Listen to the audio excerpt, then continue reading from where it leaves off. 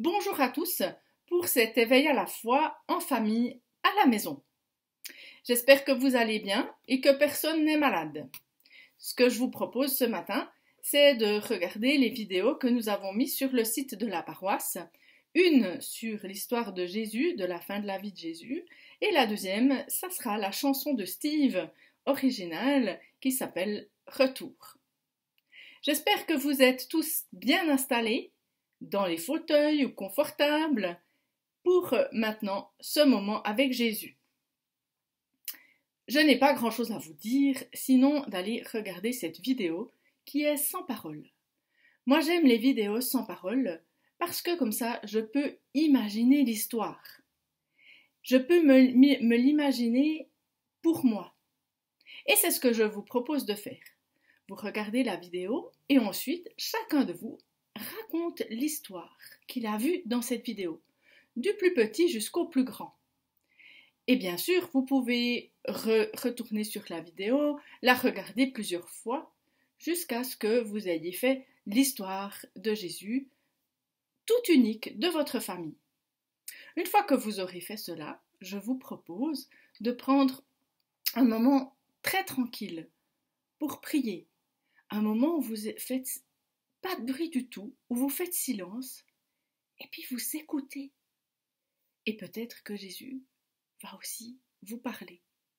Puis bien sûr, vous pouvez lui dire ce que vous avez envie de lui dire.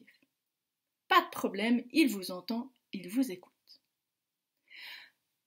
Vous pouvez aussi encore, pendant la semaine, demander à vos parents de vous lire cette histoire de Jésus dans la Bible. Dans une Bible pour enfants, ou même dans une Bible pour les grands, pour les adultes. Vous trouverez l'histoire entre autres dans l'évangile de Matthieu au chapitre 21, puis au chapitre 26 et 27. J'ai réfléchi à un bricolage. J'en ai trouvé un sur un site internet que j'ai adapté à ma sauce. Et je vous propose de faire un landart sur le chemin vers Pâques. Un landart, c'est d'aller dans la nature et vous ramasser tout ce qui vous fait plaisir pour raconter cette histoire de Jésus que vous avez vue dans la vidéo. Alors je vous en ai fait un exemple que vous allez voir maintenant. Attention, je vais me lever et puis vous n'allez plus voir grand-chose. Là, si vous allez voir le bricolage. Voilà mon bricolage que je vous montre ici sur la vidéo. Alors, moi, au début, j'ai fait les rameaux où Jésus est entré à Jérusalem avec son âne et où tout le monde s'est réjoui parce qu'il pensait qu'il serait le roi qui allait les sauver. Bien sûr, l'histoire s'est déroulée un peu autrement que les gens ont prévu. Un autre moment dans ce chemin vers Pâques que j'aime beaucoup, qui est aussi dans la vidéo, c'est le moment où Jésus, avec ses amis, partage le pain et le vin. Et ce moment est important pour l'Église encore aujourd'hui, parce que presque tous les dimanches, nous partageons le pain et le vin pour nous souvenir de ce que Jésus a fait pour nous pendant ce week-end de Pâques. Un autre moment qui est très important pour moi, qu'on ne voit pas très bien, c'est le moment où Jésus prie dans le jardin.